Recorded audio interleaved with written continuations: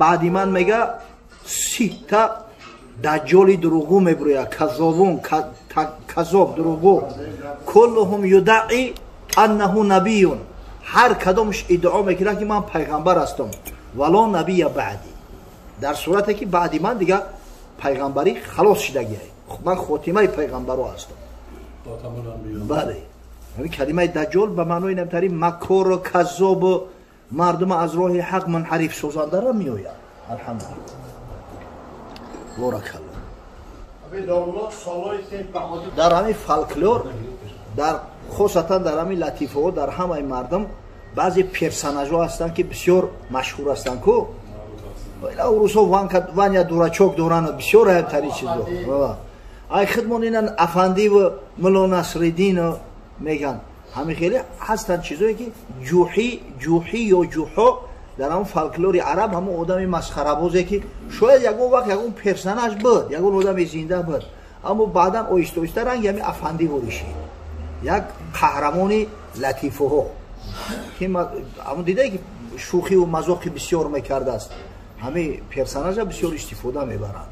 вол як буҳлули дигар ҳам ҳастай, буҳлул дар баъзе матно баҳлулшам меган. ирам ҳамтари як персонаж дар таърих гузаштагия бисёр ҳамтари шух будаасту одами қопалга будааст, баъд ҳам қиссаҳоро атрофи ҳамиё зиёд меган, айноми ҳамиё баъд зиёд масалан истифода мебаранд дар байни мардум. худи Комил Мусофиров худо раҳматш кунад устодмон буд, охи устодмон буд, декани факултаи шарқшиносӣ буд, беҳад шахсияти хуб буд, воқеан шахсият.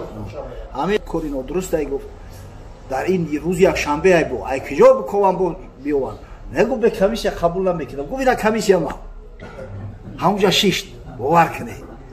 ҳамин бисёр шахсияти чӣ бигум охи, ҳамин одами хуба баъди вафотшам гапи хуб дар ҳаққиш мегӯяд. худованд раҳмату мағфираташ кунад, худованд аммо амалҳои некша сабаби наҷоташ буданд. ва юхриҷу лмайита минал ҳай. ҳақиқатан парвардигори бузург зиндаро аз мурда хориҷ мекунад. дар маҷмӯъ бигирӣ агар ҳоли вақте ки тафсирҳоро мебинӣ, бештар вақте ки мисол меоранд, ина мегӯянд ки аз нутфаи оби манӣ кӯдак мекунад, ё ки тухма бибине, тухм як ҷисми мунҷамидай, айдаруш чуҷа мебирорад, юхриҷу лҳайя минал майит. аммо қавли ҳамин саҳеҳтару дурусттараш ҳамин ки аз ҳичи зинда меофара парвардигор. ҳамин атрибути фақат аллоҳ мешавад, ҳеҷ кас холиқ нест ғайри парвардигор ки аз ҳичи чизе халқ кунад. ҳамин инсон аз чӣ офарид парвардигор?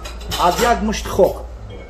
дар ривоят омадааст, ривояти абу мусои ашъарӣ разияллоҳу таоло анҳу дар ҷомеъусунани имом Тирмизӣ ба исноди саҳиҳ омадааст. мега пайғамбари худо саллаллоҳу алайҳи ва саллам фармуд инналлоҳа халақа одама мин қубзати қабазаҳо мин ҷамиил ард.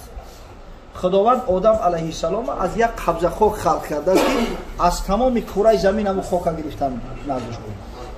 фаҷоа бану одам ало қадри ларз. ҳамин фарзандои одама бибинед, нажодҳои мухталиф доранд, шаклҳои ранги мухталиф доранд, хислатҳои мухталиф доранд, аз ҳисоби ҳамн хокай мегӯяд. фаҷоа минҳум лаҳмар валабяз валасвад. баъзеш сафедпӯстай, баъзеш сабзинаву сирхпӯстай, баъзеш мақсад зангияй. ҳамин аз ҳисоби ҳамн заминай мегӯяд. валхабис ва таyyиб ва саҳл валҳазм. баъзеёш бисёр покизаву тозаву озодаанд, баъзеёш бисёр хабисанд, баъзеш бисёр хислати нарм дора, баъзеш андак дағалчопай, мақсад хислати вазбин дора, хатиш гап задан мушкилтарай.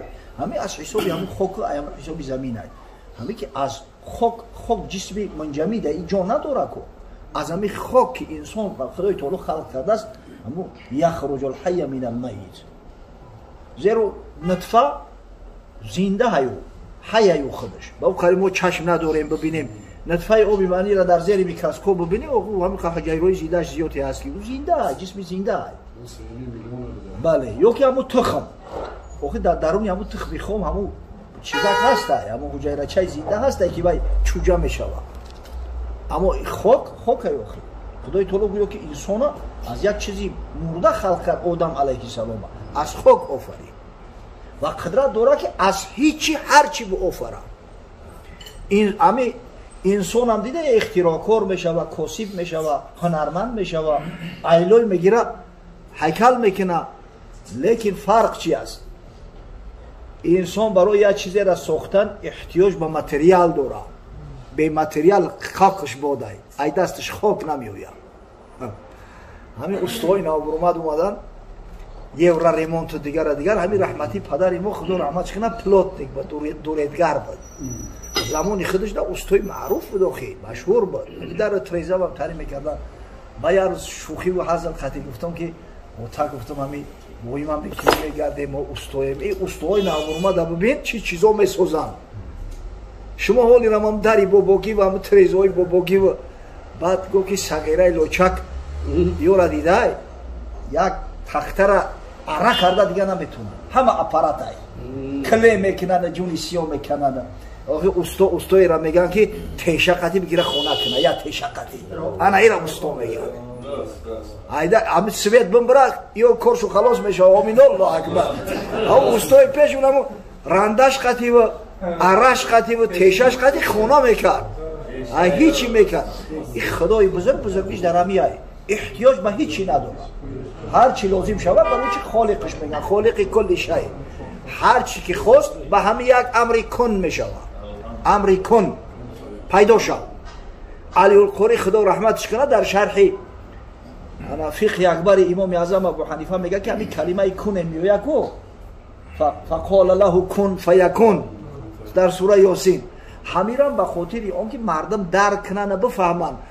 نباشه برای پیدا کردن چیز خلق کردن چیز خداوند احتیاج به همون کنم نداره بیدیوز پروردگار قصه ما دای از همین خاطر میگن که یخرج الحی من المیت و یخرج المیت من الحی برکت یحیی الارض بعد موتها حضرت همین خالص لبه عرفی مردم هایی که تو فیرودی نشوه حلال نمیشیده باشه این گپای خلقی هایی شاید یکون کس همون مرخ پرور هایی دیرش به مرخ سوخته هایی همین مرغو کلونتر شوه بکشن گفته در تمام دنیا چوجبریون هست هایی سیپلیونوک در تمام دنیا این با از حساب دلیکاتس چی میشه به خاطر اون که گوشتش ملایم تر هایی همین وقتی که چوجه از درون خمر اومد اگر نفست بکشه اگر همین مایل داشته باشید میتونی بکشیش بخوریش یگانش کل نداره اکورا کم ترک مرد میکنن که گوشت بگیره جام بگیره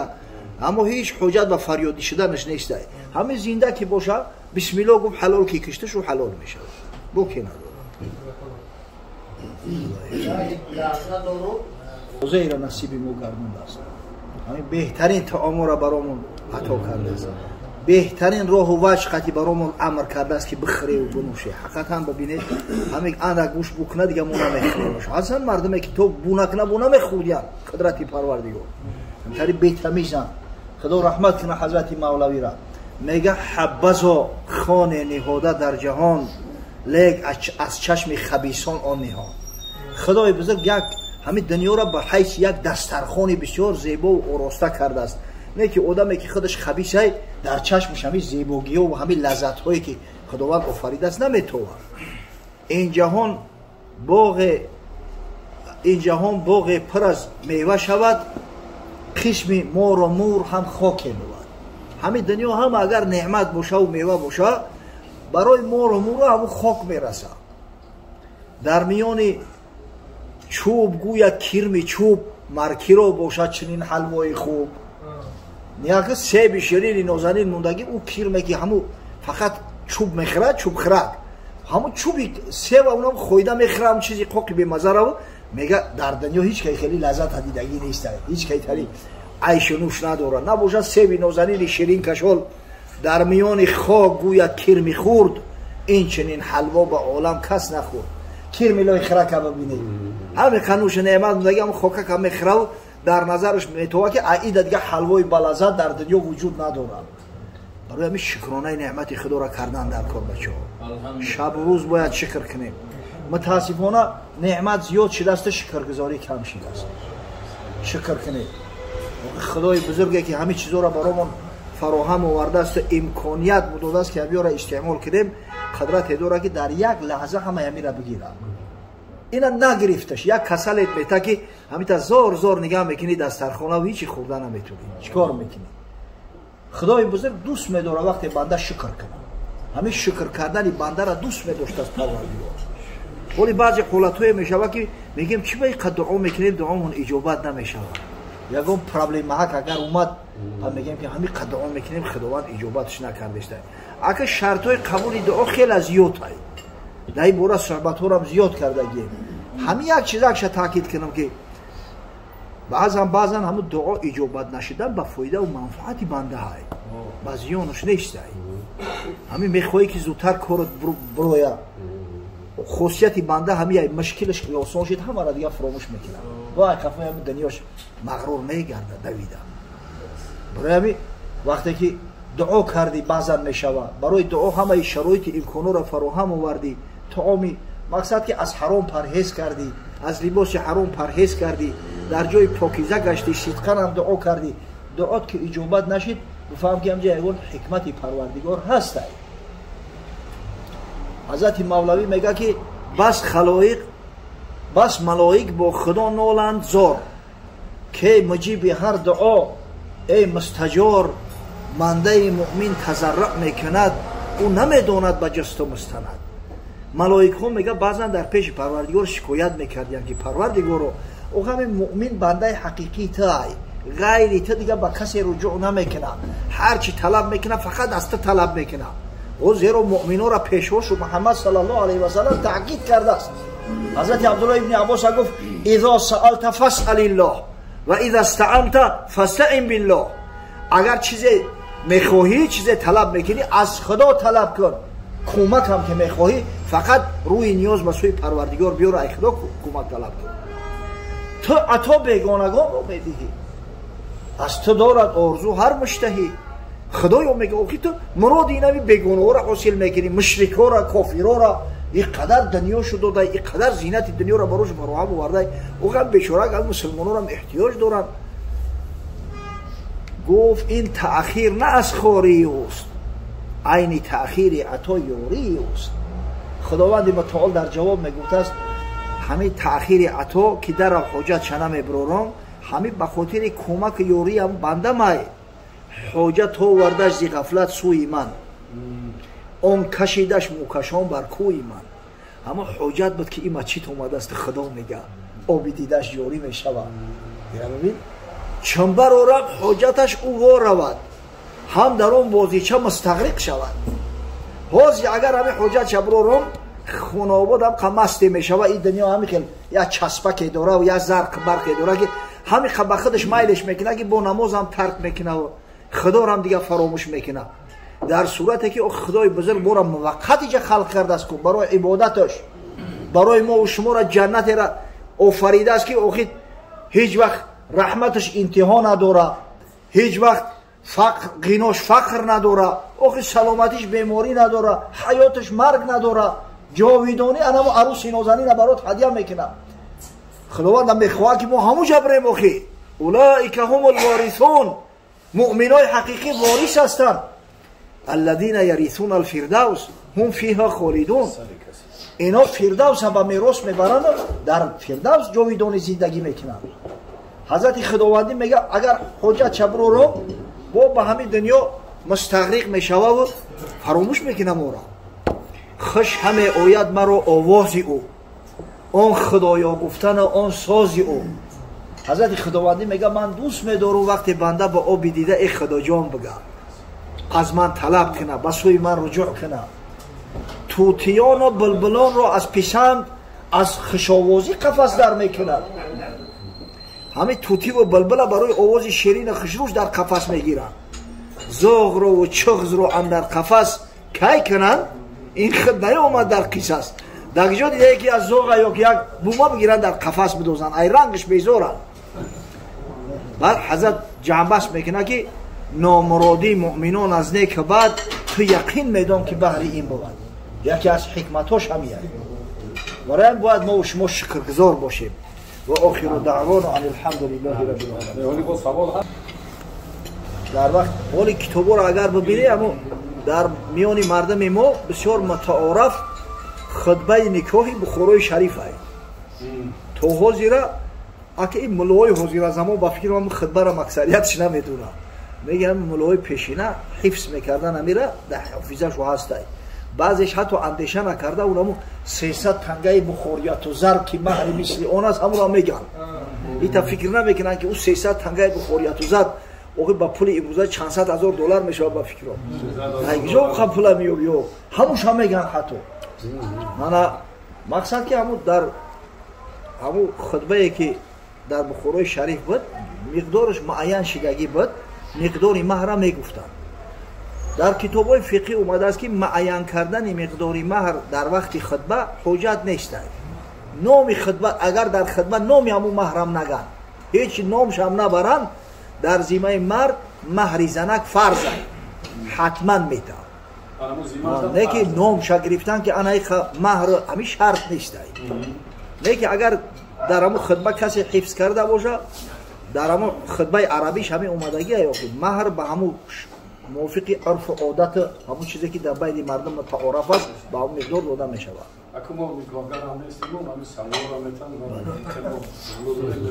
қид намешавад кӯдак ҳатто агар 9 моҳа боша ё аз 9 моҳа ҳам гузашта боша агар аз модар мурда таваллуд шид вай ҷаноза надорад ҷаноза барои одами зинда ай бале дар ин ҳолат азбас ки зируҳай як номи исломӣ мегузоранаш мегиранд дар ягон латак мепечонанашу азбас ки фарзанди одам ай ба ҳар ҳол и фарзанди одам каромату шарофат дорад дар ягон гӯшаки қабристон бе ҷаноза мебаранд мегуронанаш аммо агар ҳамин бигзор ки 5 моҳаву 6 моҳа ҳам боша ҳамин як нафар зинда боша вақте аз модар таваллуд мешавад як лаҳзаак ӯра ҳатман ҷаноза мехонад кӯдаке ки баъди 120 рӯзагӣ таваллуд шидааст яъне 120 рӯз будааст аллакай вая ном мемонад мурдарам ки таваллуд шавад зеро ки зируҳай аллакай рӯҳ дар бадани ӯ дамидагиай агар бихотир мурдарам ки таваллуд шавад як номаш мемонад ба хотири чӣ ном мемонад барои он ки фарду рӯзи қиёмат ба ҳамун ном мехонадаш худои таоло ӯро зинда мекунад ӯро дохили ҷаннат мебарад иншоалло ҳамин хотир номаш мемонад аммо агар мурда таваллуд шид ҷаноза надорад не кӯдаки зинда да метавонад не парвардигоро савоби нуронияти тиловати каломи бизанад савоби нону таомҳоро ки ба хотири хушнудиву ризои ту ба хотири тӯи малимаи фарзандаш бобои ҳоҷи анварҷон омода кардааст ба даргоҳи бениёзат қабул фармо ва бирасон ба арвоҳи ҷамеи пайғамбарон хосатан ба рӯҳи расулуллоҳ саллаллоҳу алайҳи васалам парвардигоро рӯҳи он ҳазратро аз соҳибҷашн аз бародарое ки ширкат доранд дар ин маҳфили хайр маҷмӯан аз ҷамеи умматони бо иффат бо ғайрат و محبت شاد و مسرور گردان و فردا روز قیامت از شفاعت آن حضرت صلی الله علیه و سلم نصیب موساز بعدا برسون به ارواح جمیع مؤمنین و مؤمنات مسلمین و مسلمات جمیع روح ارواحی که از صاحب معرکه از شرکت کنندگان این محفل خیر امید دعا دارم خدای رحمت مغفرتشون کن پروردگار در بحبوحه جنت پدرها و مادرها و گذشته هامون جای دیگه از جمال به مثال تا از شفاعت حبیبت محمد صلی الله علیه و سلم برخوردار و مناسب ساز واقعا مایی در داخل قبر از زنده ها امید دعا داره پروردگار همین دعاهایی که بعضا میکنیم با وجود نقصان و کمبودی هایی که در ما هست و درگاه بنیازت قبول فرما خداوند رحمت مغفرت چون که گذشته هامون که در عالم برزخ امید داره از بازمانده هاشون پروردگار ما زنده ها هم حیات اسلامی و مرگ اسلامی و فردا روز قیامت محشور گشتن تحت پرچم محمد صلی الله علیه و سلم نصیب روزی گردان خداوند ای توی مبارک بگردان پروردگار و شعبچه را همراه تازه عروسش از جمعی خوشی های زندگی برخوردار گردان خدایا جمعی بلا و گزنده را از سرشان دور دار خداوند و بینشان الفت مودت محبت اسلامی و واقعی را برقرار ساز پروردگار و غیرت همت شان بده که حق و حقوق همدیگر را رعایت کنند حرمت احترام پدر و مادر را به جا بیارند تا بعداً با لطف و مرحمت پروردگار از فرزندان احترام و خدمت ببینند خداوند امید به رحمت شفقت تو داریم.